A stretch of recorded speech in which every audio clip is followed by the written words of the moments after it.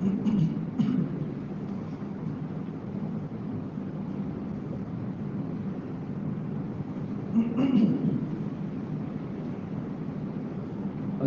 لله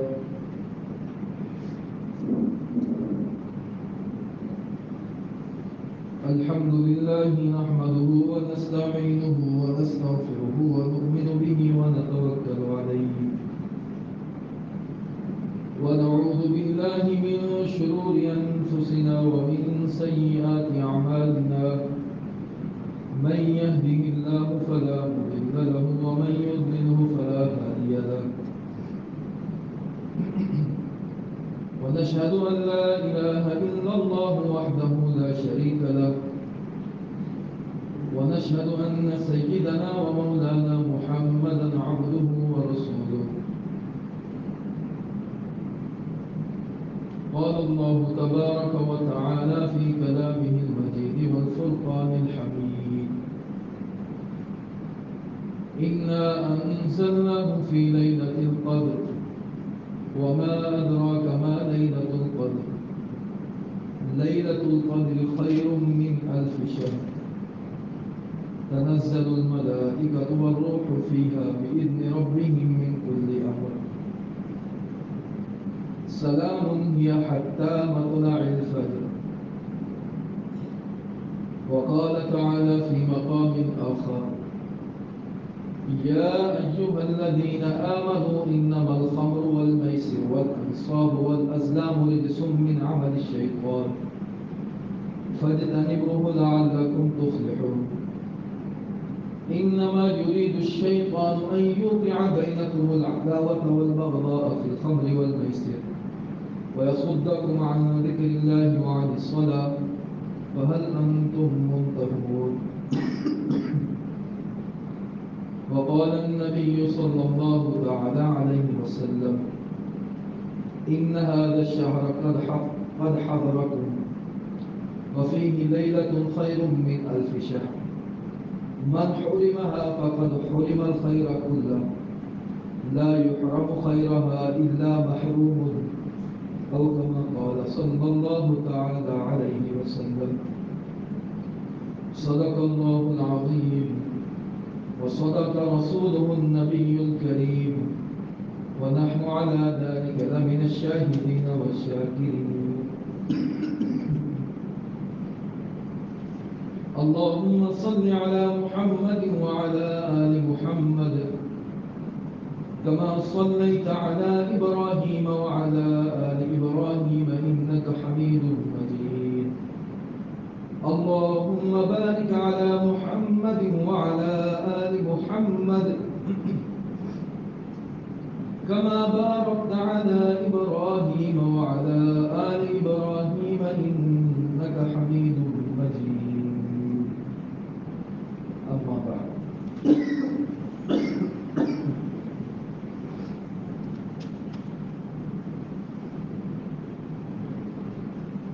معزز سامعین،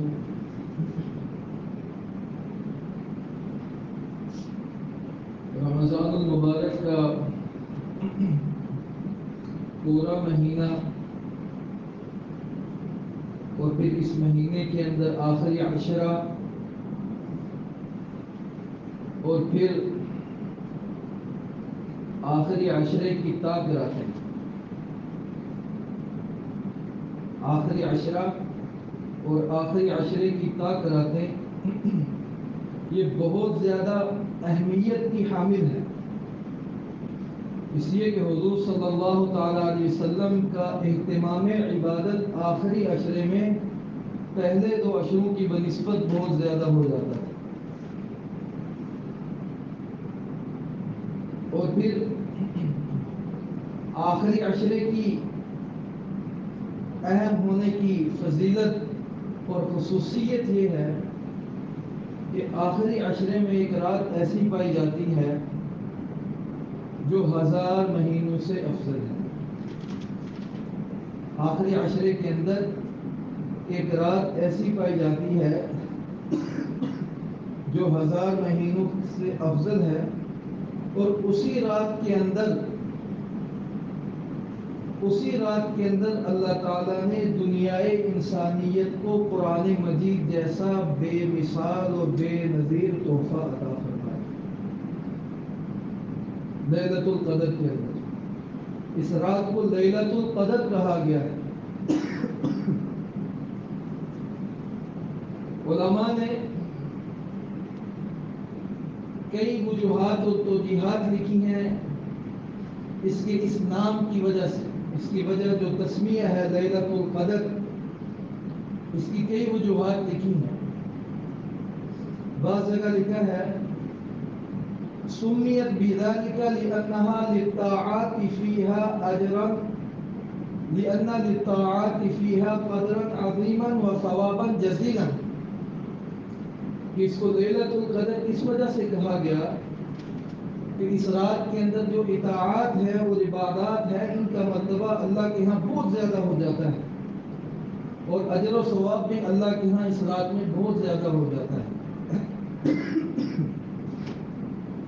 اور بعض جگہ کہا کہ انما سمیت بذالک لعظمها وقدرها وشرفها، اس کو قدر کہا گیا، لیلۃ القدر کا نام دیا گیا اس کی عظمت کی وجہ سے، اس کی قدر و منزلت کی وجہ سے، اور اس کے مقام و مرتبہ کی وجہ سے اس کو یہ نام دیا گیا۔ اور ایک جگہ فرمایا چونکہ قدر کا معنی ہی قدر والی اور عظمت والی ہے، ایک جگہ فرمایا کہ انما قیل انما سمیت بذلك لانه انزل فيها كتابا ذا قدر على رسول ذي قدر على امتی ذات قدر۔ اس رات کو جو لیلۃ القدر قدر کا نام دیا گیا، اس کو لیلۃ القدر اس لیے کہتے ہیں کہ اس رات کے اندر اللہ تعالیٰ نے اپنی قابل قدر کتاب، قابل قدر امت پر اپنے صاحب قدر رسول کی معرفت عطا فرمائی۔ اپنی قابل قدر کتاب، قابل قدر امت پر صاحب قدر رسول کی معرفت اللہ تعالیٰ نے یہ کتاب عطا فرمائی۔ اس وجہ سے ہی اس رات کو لیلۃ القدر کہا۔ اور چونکہ قدر کا معنی تنگی کا بھی آتا ہے، تو علماء نے یہ بھی لکھا ہے کہ ان الارض تضیق فیہا بالملائکہ، کہ اس وجہ سے بھی اس کو قدر کہا جاتا ہے کہ اتنی کثرت سے فرشتے زمین پر اترتے ہیں کہ زمین میں جگہ تنگ پڑ جاتی ہے، تو اس وجہ سے بھی اس کو قدر کہا جاتا ہے۔ اور اس کی فضیلت قرآن مجید کے اندر اللہ تعالیٰ نے پوری سورت اتاری کہ انا انزلناہ فی لیلۃ القدر، ہم نے اس قرآن مجید کو شب قدر میں اتارا۔ وما ادراک ما لیلۃ القدر، اور آپ کو کیا معلوم کہ لیلۃ القدر کیا ہے؟ لیلۃ القدر خیر من الف شہر، یہ لیلۃ القدر یہ 1000 مہینوں سے افضل ہے۔ تنزل الملائکۃ والروح فیہا باذن ربہم من کل امر، کہ فرشتے اور روح الامین حضرت جبریل علیہ السلام اللہ تعالیٰ کے حکم سے ہر کام کے لیے زمین پر اترتے ہیں۔ سلام، یہ جو رات ہے سراسر سلامتی والی ہے، یہ حتی مطلع الفجر، اور طلوع فجر تک یہ رات باقی رہتی ہے۔ اس کی برکات وہ صبح صادق تک، فجر کے طلوع ہونے تک باقی رہتی ہے۔ اور حدیث کے اندر حضور صلی اللہ علیہ وسلم نے ارشاد فرمایا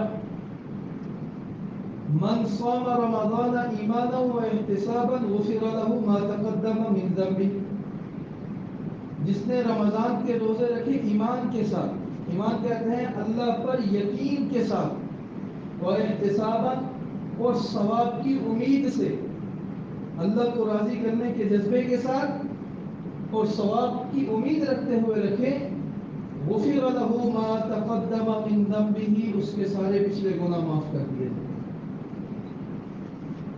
دوسری حدیث کے اندر ارشاد فرمایا من قام لیلۃ القدر ایمانا واحتسابا غفر له ما تقدم من ذنبه، اس کے جس نے لیلۃ القدر کا قیام کیا اللہ پر یقین رکھتے ہوئے اور اجر و ثواب کی امید سے، تو اس کے پچھلے سارے گناہ معاف کر دیے جائیں گے۔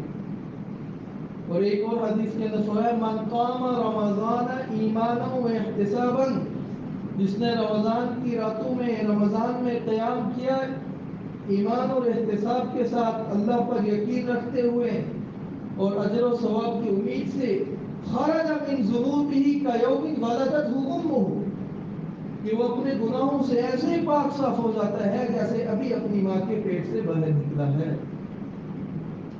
ایسے گناہوں سے پاک ہو جاتا ہے۔ یہ اس رات کی فضیلت ہے۔ اور پھر حضرت انس بن مالک رضی اللہ عنہ کی روایت ہے کہ رسول اللہ صلی اللہ علیہ وسلم نے فرمایا کہ ان هذا الشهر قد حضرکم، یہ مہینہ تمہارے پاس آ گیا ہے، فیہ لیلۃ خیر من الف شہر، اس مہینے کے اندر ایک رات ایسی ہے جو 1000 مہینوں سے افضل ہے، من حرمها فقد حرم الخیر کلہ، جو اس رات کی برکتوں سے محروم ہو گیا وہ ساری کی ساری خیروں سے محروم ہو گیا۔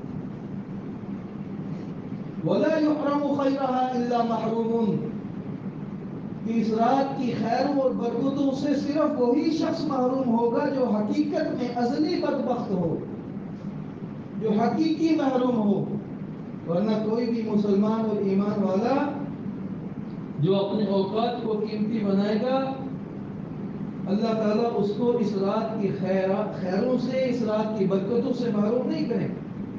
ہاں جو حقیقی محروم ہو، ازلی بدبخت ہو، وہی اس رات کی خیروں اور برکتوں سے محروم ہو سکتا ہے۔ تو میں نے پہلے یہ بتایا کہ اس کو قدر کیوں کہا گیا اور پھر اس کی فضیلت کیا ہے، اور پھر تیسری بات یہ ہے کہ اللہ تعالیٰ نے یہ رات ہمیں عطا کیوں کی، یہ رات اللہ تعالیٰ نے ہمیں کیوں عطا کی۔ حدیث شریف کے اندر آتا ہے کہ جب حضور صلی اللہ تعالیٰ علیہ وسلم کو سابقہ امتوں کی لمبی لمبی عمروں کے بارے میں بتایا گیا کہ کسی کی 200 سال، 300 سال، 600 سال، 900 سال، 1000 سال، 1200 سال،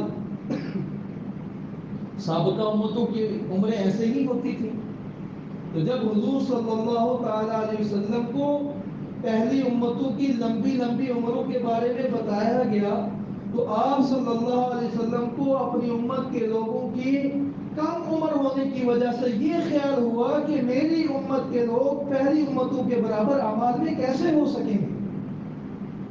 اپنی امت کی فکر ہوئی اور اپنی امت کا یہ خیال ہوا کہ میری امت کی تو عمریں ہی اوسطاً 60-70 سال ہیں، تو میری امت کے لوگ اجر و ثواب میں تو کبھی بھی پہلی امتوں کے برابر نہیں پہنچ سکیں گے۔ تو آپ صلی اللہ علیہ وسلم نے اللہ تعالیٰ کی بارگاہ اقدس میں یہ درخواست کی کہ یا باری تعالیٰ میری امت کے لوگوں کی کم عمر ہونے کی وجہ سے اعمال میں، نیک اعمال میں یہ کبھی بھی پہلی امتوں کے برابر نہیں ہو سکیں گے، تو اللہ تعالیٰ نے حضور کی دعا کو قبول کر کے اس امت کو لیلۃ القدر عطا کی جو 1000 مہینوں سے افضل ہے۔ اور پھر حضور صلی اللہ تعالیٰ علیہ وسلم نے فرمایا ان اللہ وہب لامتی لیلۃ القدر لم یعطها من کان قبلہ، کہ یہ لیلۃ القدر کی جو خصوصیت ہے یہ صرف اور صرف امت محمدیہ کو، اس سے پہلے جتنی امتیں آئیں، جتنے انبیاء آئے، کسی امت کو بھی لیلۃ القدر عطا نہیں ہوئی۔ یہ خصوصیت ہے امت محمدیہ کی، اور حضور صلی اللہ تعالیٰ علیہ وسلم کی برکت سے اللہ تعالیٰ نے اس امت کو یہ لیلۃ القدر عطا کی۔ کیا فرمایا ان اللہ وہب لامتی لیلۃ القدر، کہ اللہ تعالیٰ نے یہ لیلۃ القدر صرف اور صرف میری امت کو عطا کی، لم یعطها من قبلہم، آج سے پہلے جتنی امتیں گزر چکی ہیں کسی امت کو بھی اللہ تعالیٰ نے یہ لیلۃ القدر عطا نہیں۔ اب کرنا کیا ہے؟ اس رات کو تلاش کیسے کرنا ہے؟ تو حدیث شریف کے اندر آیا ہے تحروا لیلۃ القدر، کہ لیلۃ القدر کو تلاش کرو آخری عشرے کی تاک راتوں میں، من العشر الاواخر من رمضان، کہ لیلۃ القدر کو آخری عشرے کی تاک راتوں میں تلاش کرو۔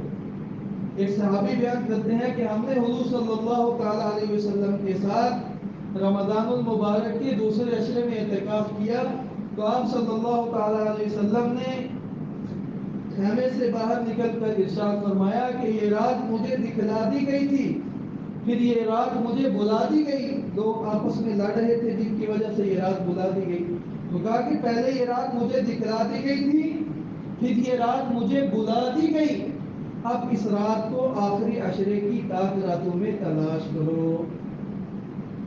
تو دو تاک راتیں تو گزر چکی ہیں، 25ویں، 27ویں اور 29ویں، 3 تاک راتیں باقی ہیں۔ لہذا فضائل کو اور اہمیت کو سامنے رکھتے ہوئے جو تاک راتیں باقی ہیں ان میں اپنے اوقات کو قیمتی بنانا ہے۔ صلاۃ التسبیح کا اہتمام ہو، قرآن مجید کی تلاوت کا اہتمام ہو، اور پھر پورے رمضان کے اندر جو جتنے دن باقی ہیں، جیسے میں نے عرض کیا کہ آخری عشرہ سب سے اہم ہے، تو اس میں جتنی نوافل ہیں، اشراق ہے، چاشت ہے، تہجد ہے، اوابین کی 6 رکعتیں ہیں، تو ان کا خصوصیت کے ساتھ آخری جو دن باقی ہیں رمضان کے، ان کے اندر ان کا اہتمام ہو۔ اور پھر تاک رات کے اندر تو خاص طور پر صدقے کا اہتمام ہو، اس کا اجر 1000 مہینوں کے برابر، قرآن مجید کی تلاوت کا اہتمام ہو، نوافل کا اہتمام ہو، اور یہ بھی کوشش کرنی جائے کہ جتنی تاک راتیں باقی ہیں ہر تاک رات کے اندر کم از کم 1 دن کی قضا نمازیں پڑھ لی جائیں، فجر، ظہر، عصر، مغرب اور عشاء۔ تو تاک رات کے اندر یہ کوشش، کیونکہ فرض اللہ 70 گنا کر دیتے ہیں، نوافل اللہ فرضوں کے برابر کر دیتے ہیں، تو جتنی تاک راتیں باقی ہیں ان میں خصوصیت کے ساتھ خاص طور پر اس کا اہتمام ہو کہ نوافلوں کا اہتمام ہو، قرآن مجید کی تلاوت کا اہتمام ہو، اور اس کے ساتھ ساتھ 1 دن کی فرض نمازوں کا اہتمام ہو، قضا نمازیں جو ذمے میں باقی ہیں، جو صاحب ترتیب ہے تو ماشاءاللہ اس کی کیا ہی بات ہے، تو 1 دن کی قضا نمازوں کا اہتمام ہو۔ اور پھر رمضان المبارک میں جن 4 کاموں کی کثرت کا ہمیں حکم دیا گیا ہے، 4 کام کیا کرو، تو 300 دفعہ، 300 کا جو تعداد ہے یہ کثرت کے لیے ہے، جو 300 دفعہ ذکر کرتا ہے تو وہ کثرت سے ذکر کرنے والوں میں شمار ہو جاتا ہے۔ تو لا الہ الا اللہ، استغفر اللہ، اسألک الجنہ واعوذ بک من النار، رمضان کے اندر ان 4 کلمات کی کثرت کا ہمیں حکم دیا گیا ہے۔ کلمہ طیبہ ہے، استغفار ہے، جنت کو طلب کرنا ہے اور جہنم سے پناہ مانگنا ہے۔ لا الہ الا اللہ، استغفر اللہ، اسألک الجنہ واعوذ بک من النار، اور پھر اپنے لیے بھی ساری امت کے لیے دعائیں کرنی ہے۔ اس وقت امت کے اوپر بہت سخت حالات ہیں، عجیب عجیب قسم کے فحش، عریانی، اور پھر چوریاں، ڈکیتیاں، اور پھر پوری دنیا کے اندر جو خانہ جنگی چھڑی ہوئی ہے، اس لیے پوری امت کے لیے مانگنے کی ضرورت ہے، اپنے لیے بھی مانگنا، پوری امت کے لیے مانگنا، اور اگر سب کی طرف سے پڑھنا ہے تو لا الہ الا اللہ، نستغفر اللہ، نسألک الجنہ ونعوذ بک من النار، تو ان کلمات کا اہتمام کرنا ہے۔ درود شریف کی کثرت کرنی ہے، 500 دفعہ درود شریف کم از کم پڑھنا ہے، 500 دفعہ استغفار کرنا ہے، آیت کریمہ کم از کم 300 دفعہ پڑھنی ہے۔ تو یہ اہتمام ہے تاک رات کے، جب بھی تاک رات آئے ہم ان چیزوں کو اہتمام کے ساتھ کریں، اور اپنے اوقات کو زیادہ سے زیادہ قیمتی بنانے کی کوشش کریں۔ ایک لمبی حدیث ہے کہ حضور صلی اللہ تعالیٰ علیہ وسلم نے فرمایا کہ اللہ تعالیٰ رمضان المبارک کے ہر دن، روزانہ رمضان المبارک کے ہر دن افطار کے وقت ایسے 10 لاکھ آدمیوں کو جہنم سے خلاصی عطا فرماتے ہیں جو جہنم کے مستحق ہو چکے ہوتے ہیں۔ روزانہ افطار کے وقت ایسے 10 لاکھ آدمیوں کو جہنم سے اللہ خلاصی عطا فرماتے ہیں جو جہنم کے مستحق ہو چکے ہوتے ہیں۔ جب رمضان کا آخری دن ہوتا ہے تو پہلے دن سے لے کے آخری دن تک جتنے لوگوں کو اللہ نے جہنم سے آزاد کیا، ان سب کے برابر آخری دن میں اللہ تعالیٰ جہنم سے لوگوں کو آزاد کرتے ہیں۔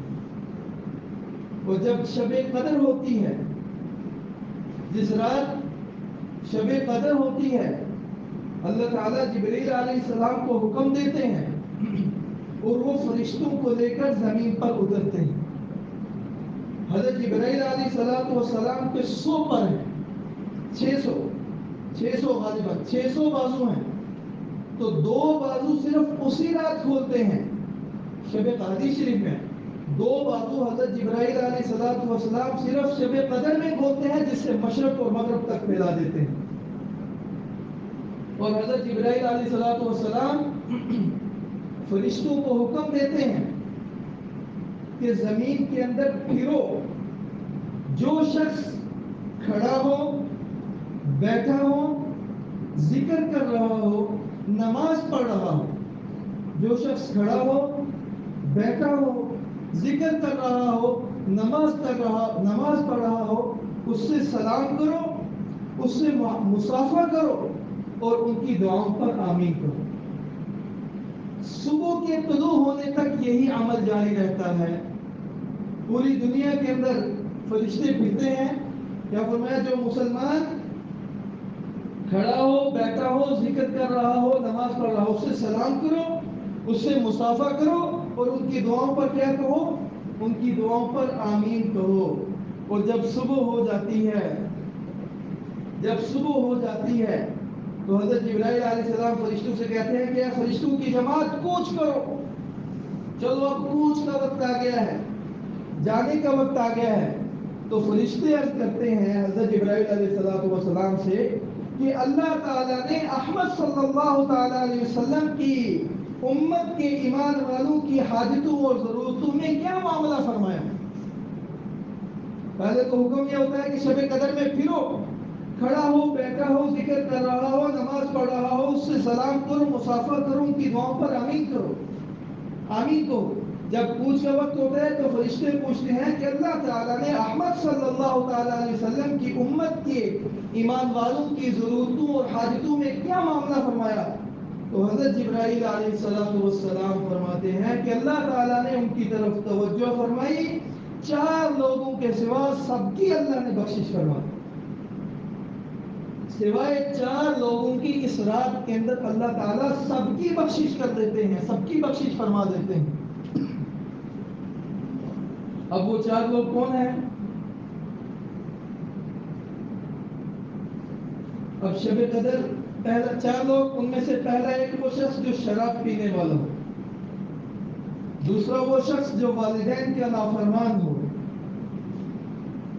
پہلا وہ شخص جو شراب پینے والا ہو، دوسرا وہ شخص جو والدین کا نافرمان ہو، تیسرے وہ شخص جو قطع تعلقی کرنے والا ہو، رشتہ داریوں کو توڑنے والا ہو، چوتھے وہ شخص جو اپنے دل میں کینہ اور بغض رکھنے والا ہو۔ ان 4 لوگوں کے سوا سب کی اس رات کے اندر بخشش ہو جاتی ہے۔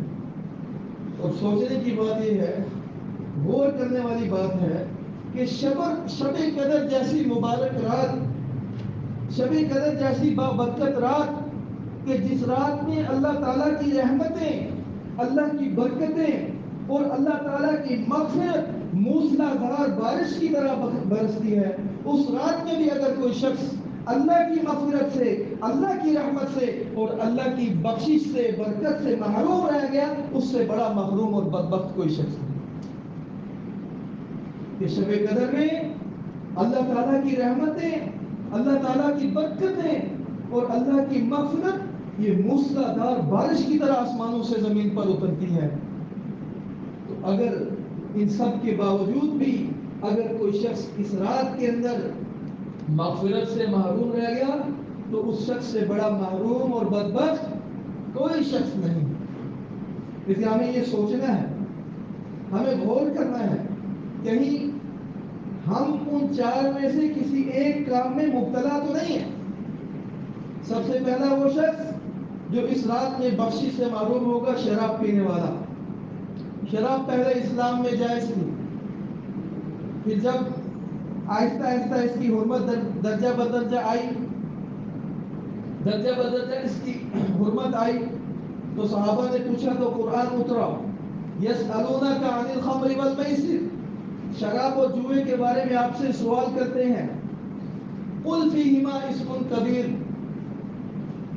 ومنافع للناس، آپ کہہ دیجئے کہ شراب اور جوئے میں بہت بڑا گناہ ہے اور تھوڑے سے لوگوں کے لیے منافع بھی ہے، وَإِسْمُهُمَا أَكْبَرُ مِن نَّفْعِهِمَا، لیکن شراب اور جوئے کا گناہ یہ اس کے نفع سے بہت بڑا ہے، ان کا نقصان ان کے منافع سے بہت زیادہ ہے۔ اب دوسری دفعہ ایسے ہوا، غالباً حضرت عبد الرحمن بن عوف رضی اللہ تعالیٰ عنہ کا ولیمہ تھا، انہوں نے دعوت کی، دعوت میں شراب بھی پیش کی گئی۔ غالباً حضرت علی رضی اللہ تعالیٰ عنہ نے مغرب کی نماز ادا کی، مغرب کی نماز ادا کرتے ہوئے سورہ کافرون کی تلاوت کی۔ آپ تلاوت کرتے ہوئے کہنا تھا، لا اعبد ما تعبدون، میں ان کی عبادت نہیں کرتا جن کی تم عبادت کرتے ہو۔ تو چونکہ وہ شراب پی ہوئی تھی جس کی وجہ سے تھوڑی سی اس کی کیفیت بھی تاری تھی، تو لا اعبد ما تعبدون کہنے کے بجائے کہہ دیا اعبد ما تعبدون، کہ میں عبادت کرتا ہوں ان کی جن کی تم عبادت کرتے ہو۔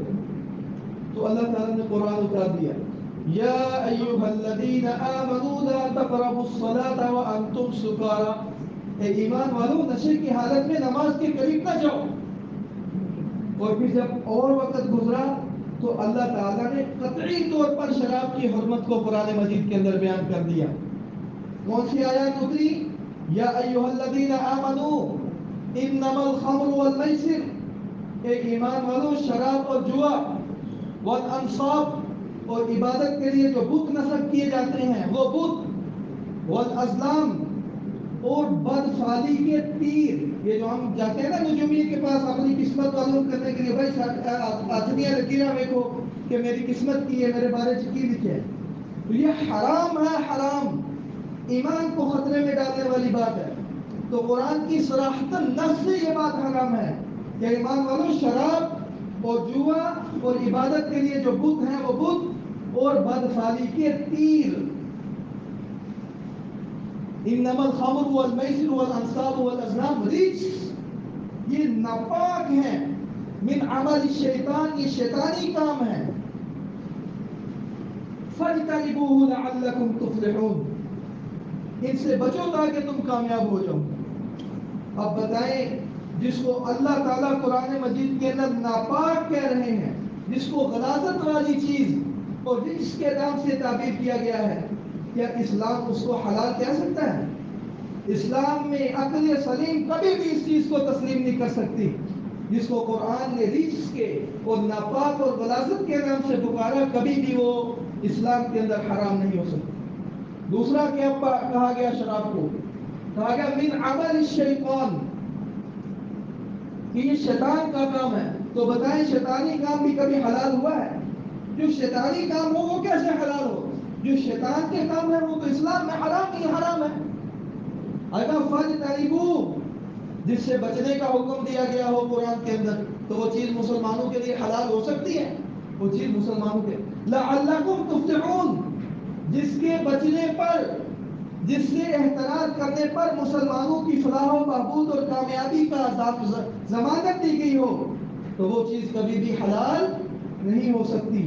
اور آگے فرمائیں ان کا اور کیا کام ہے شراب اور جوئے کے استعمال کرنے والوں کا؟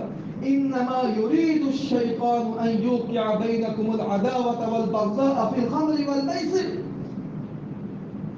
کہ جو لوگ شراب اور جوئے کے عادی ہوں گے اس کی وجہ سے مسلمانوں میں آپس میں پھوٹ پڑ جائے گی، مسلمانوں میں آپس میں لڑائیاں ہو جائیں گی۔ اب بتائیں جو چیز مسلمانوں میں پھوٹ ڈالے، جو چیز مسلمانوں میں فتنے کھڑے کرے، وہ چیز مسلمانوں کے لیے حلال ہو سکتی ہے؟ وہ چیز مسلمانوں کے لیے حلال نہیں ہو سکتی۔ وَيَصُدَّكُمْ عَنْ ذِكْرِ اللَّهِ وَعَنِ الصَّلَاةِ، کیا یہ تمہیں نماز سے اور اللہ کے ذکر سے روکتی ہے؟ جو چیز اللہ کے ذکر سے روکے، جو چیز نماز سے روکے، وہ چیز کبھی بھی مسلمانوں کے لیے حلال نہیں ہو سکتی۔ تو رمضان المبارک میں جن چار لوگ بخشش سے محروم ہو جاتے ہیں، ان میں سے پہلا شخص کون ہے؟ جو شراب پینے والا ہے۔ شراب پینا، شراب پلانا، شراب بیچنا، شراب خریدنا، شراب بنانا، شراب بنوانا اور شراب کے کسی بھی ذریعے سے اس میں استعمال ہونا، یہ قطعی طور پر مسلمان کے لیے حرام ہے۔ شراب بیچنے والا، خنزیر بیچنے والا، دونوں ایک ہی حکم میں ہے۔ ایک آدمی شراب بیچ رہا ہے، ایک آدمی خنزیر بیچ رہا ہے، اللہ کی قسم یہ دونوں ایک ہی مرتبے میں۔ جس طرح خنزیر حرام ہے اسی طرح شراب بھی حرام ہے۔ اور پھر اس کی بڑی وعید ہے، حضور صلی اللہ علیہ وسلم نے شراب پینے والے پر، شراب پلانے والے پر لعنت فرمائی ہے، اور کبیرہ گناہ ہے، اور اس کا گناہ ہے وہ بندے کی ذات تک خاص نہیں ہوتا، بلکہ یہ بہت سارے گناہوں کو جنم دیتی ہے، بہت سارے گناہوں کے آنے کا ذریعہ ہے۔ ام الخبائث کہا گیا ہے شراب کو، ام الخبائث کا نام دیا گیا ہے۔ اور حضور صلی اللہ علیہ وسلم، اچھا شراب کے جو بھی نام ہو، شراب ہے، وسکی بھی کہتے ہیں، بھنگ بھی کہتے ہیں، ہیروئن بھی کہتے ہیں، یہ سب حرام ہے، شریعت میں یہ سب حرام ہے۔ اور حضور صلی اللہ علیہ وسلم نے فرمایا کہ میری امت کے چند لوگ شراب پیئیں گے اور وہ شراب کو دوسرا نام دیں گے۔ نام تبدیل ہو جاتے ہیں نا، جیسے آج کل شراب کا نام تبدیل ہے، تو میری امت کے چند لوگ شراب پیئیں گے، وہ شراب کو دوسرا نام دیں گے، اور ان کے سامنے ناچنے گانے والیاں لڑکیاں ہوں گی، اللہ تعالیٰ ان کو زمین کے اندر دنسا دیں گے۔ حضور صلی اللہ علیہ وسلم نے وعید بیان کی کہ اللہ تعالیٰ ان کو یا تو زمین کے اندر دنسا دیں گے یا پھر وہ لوگ بندر اور خنزیر بن جائیں گے۔ اس لیے شراب، اور پھر شراب پینے والا جنت میں داخل نہیں ہو سکتا، شراب پینے والے کی نماز قبول نہیں ہے۔ شرابیوں کو کل قیامت والے دن دوزخیوں کی پیپ اور ان کی غلاظت اور ان کی گندگی شرابیوں کو پھیلائی جائے گی، اور شراب پینا بہت ساری بیماریوں کا سبب۔ بہرحال رمضان المبارک کے اندر اس شخص کی بخشش نہیں ہو سکتی جو شراب کا عادی ہو۔ دوسرا وہ شخص جو والدین کا نافرمان ہو، جو والدین، آج کل یہ گناہ بہت زیادہ عام ہو گیا، والدین کی نافرمانی اور والدین کے آگے باتیں کرنا بہت عام ہو گیا ہے، اور اس گناہ کو بڑا ہلکا سمجھا جاتا ہے۔ قرآن کہتا ہے وَلَا تَقُلْ لَهُمَا اُفْ، کہ والدین کے آگے اف نہ کہو۔ یہ بہت فی زمانہ یہ گناہ بہت زیادہ عام ہو گیا۔ حضور صلی اللہ تعالیٰ علیہ وسلم نے فرمایا کہ 3 شخص جنت میں داخل نہیں ہو سکتے، 3 شخص جنت میں داخل نہیں ہو سکتے۔ ایک وہ شخص جو احسان کر کے جتلانے والا ہو، احسان کیا تو پھر اس کو بعد میں جتلا رہا ہے، احسان کر کے جتلانے والا جنت میں داخل نہیں ہو سکتا۔ شراب کا عادی، شراب پینے والا جنت میں داخل نہیں ہو سکتا۔ تیسرا فرمایا کہ والدین کا نافرمان بھی جنت میں داخل نہیں ہو سکتا۔ اس لیے میرے محترم عزیز ساتھیوں، یہ بڑی فکر کا مقام ہے کہ آج کل نوجوان نسل موبائل ہاتھ میں ہے، سوشل میڈیا پر ہر وقت یہ سرگرم رہتے ہیں اور والدین کی نافرمانی ہو رہی ہے۔ اس لیے اللہ تعالیٰ ہم سب کو اس کی توفیق دے، کیونکہ یہ رمضان کا مہینہ اور حضرت جبریل علیہ السلام جو سید الملائکہ ہیں ان کی بددعا ہے، اور امام الانبیاء کی آمین کی مہر لگی ہوئی ہے کہ ہلاک ہو جائے وہ شخص جو رمضان کا مہینہ پائے اور اس کی مغفرت نہ ہو سکے۔ سید الملائکہ نے بددعا کی اور امام الانبیاء سید کائنات حضرت محمد صلی اللہ تعالیٰ علیہ وسلم نے ان کی دعا پر آمین کی۔ اس لیے یہ بڑا ضروری ہے، شراب پینے والے کی بخشش رمضان میں شب قدر میں نہیں ہوگی، والدین کے نافرمان کی بخشش شب قدر میں نہیں ہوگی۔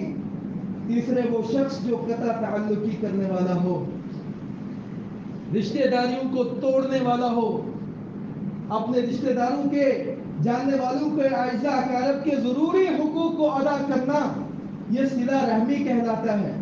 ان کے حقوق کو ادا نہ کرنا یہ قطع تعلقی کہلاتا ہے. اور ان کے سلام کا جواب نہ دینا، بیمار ہو گئے تو عیادت نہ کرنا، چھینکے تو ان کی چھینک کا جواب نہ دینا، اگر کوئی فوت ہو جائے جانا بھی آسان ہو تو اس کے جنازے میں شرکت نہ کرنا، یہ قطع تعلقی، یہ قطع تعلق.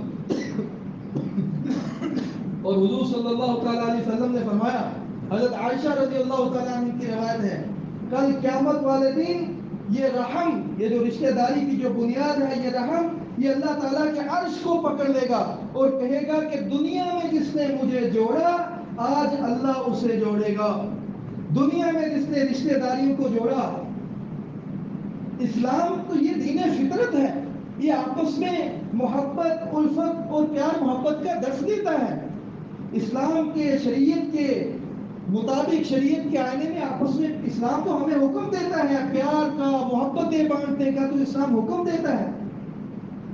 اگر ایسا نہ ہوا، آپس میں پیار محبت سے نہیں رہیں گے تو پھر تو نفرتیں پیدا ہوں گی، آپس میں دوریاں آئیں گی اور رشتہ داریاں ختم ہوں گی. تو کیا فرمایا؟ رحم اللہ کے عرش کو پکڑ کر کہے گا کہ یا اللہ جس نے مجھے جوڑا، جس نے رشتہ داری کو جوڑا تو اسے جوڑ، جس نے مجھے کاٹا اے اللہ تو اسے کاٹ دے. کاٹنے کا مطلب کیا ہے؟ کہ اسے عذاب دے.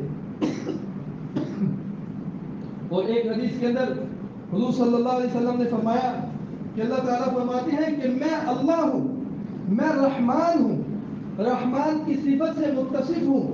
رحم کو میں نے پیدا کیا ہے اور رحم کو میں نے اپنے نام سے، یعنی جو رحمان اللہ کا نام ہے، میں نے اس کو رحمان سے نکالا ہے. جو رحم کو جوڑے گا، جو رشتہ داریوں کو جوڑے گا، میں اس کو جوڑوں گا. جو رشتہ داریوں کو توڑے گا، قطع تعلقی کرے گا، میں اس کو توڑوں گا. اور پھر حدیث کے اندر حضور صلی اللہ تعالیٰ علیہ وسلم نے فرمایا، حضور صلی اللہ تعالیٰ علیہ وسلم نے فرمایا اگر کوئی شخص چاہتا ہے کہ اللہ تعالیٰ اس کا آسان حساب لے، اگر کوئی شخص یہ چاہتا ہے کہ اللہ تعالیٰ اس کا آسان حساب لے اور اللہ تعالیٰ اسے اپنی رحمت سے جنت میں داخل کرے. دیکھیے آسان حساب پتہ کیا ہوتا ہے؟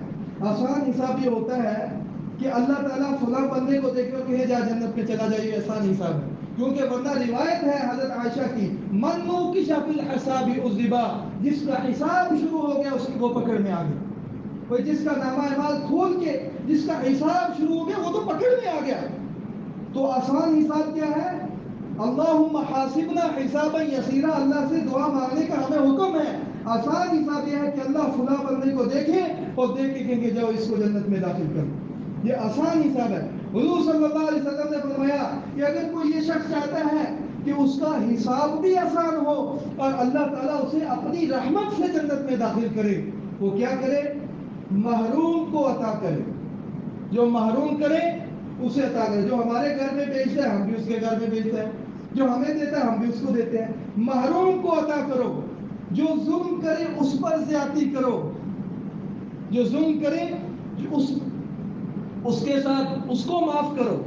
جو ہمارے ساتھ ہمیں معاف کرتا ہے ہم بھی اسے معاف کرتے ہیں. تو جو ظلم کرے اس کو معاف کرو اور جو تم سے تعلق کو توڑے اس کے ساتھ تعلق کو جوڑو. یہ 3 کام کر لو. ایک صحابی نے کہا یا رسول اللہ اگر میں یہ 3 کام کر لوں، جو مجھے محروم کرے میں اس کو عطا کروں، جو میرے پر ظلم کرے میں اس کو معاف کروں، اور جو مجھ سے تعلق توڑے میں اس کے ساتھ تعلق کو جوڑوں، تو حضور صلی اللہ تعالیٰ علیہ وسلم نے فرمایا اللہ تیرا حساب بھی آسان لے گا اور اللہ تجھے اپنی رحمت سے جنت میں داخل کرے. اور پھر ایک اور حدیث کے اندر فرمایا اگر کسی شخص کو یہ پسند ہو، اگر کوئی شخص یہ چاہتا ہو کہ اس کی عمر بھی دراز ہو، اس کو لمبی عمر بھی ملے اور اس کی رزق میں بھی برکت ہو، تو وہ کیا کرے؟ وہ صلہ رحمی کرے. وہ رشتہ داروں کو جوڑے. اسی لیے صلہ رحمی کے حقوق کے اندر یہ آتا ہے اپنے رشتہ داروں سے ملاقات کرنا، اگر ہمت ہو تو ان کا مالی تعاون کرنا، اور اس کے علاوہ ان سے ملتے جلتے رہنا. یہ سارے صلہ رحمی کے حقوق کے اندر ہے. اور چوتھی چیز ایک شراب پینے والا شب قدر کے اندر اس کی مغفرت نہیں ہوگی، والدین کے نافرمان کی شب قدر کے اندر مغفرت نہیں ہوگی، رشتہ داریوں کو توڑنے والا، قطع تعلقی کرنے والے کی اس مبارک رات کے اندر مغفرت نہیں ہوگی۔ چوتھے وہ شخص ہے جو اپنے دل کے اندر کینہ اور بغض رکھتا ہے، ایسے شخص کی بھی اس رات میں مغفرت نہیں ہوگی۔ کینہ اور بغض یہ ہوتا ہے کہ ایک آدمی پر غصہ ہو لیکن غصہ نکال نہ سکتا ہو، اس کو کینہ اور بغض کہتے ہیں۔ کینہ اور بغض رکھنے والے کی مغفرت نہیں ہوگی۔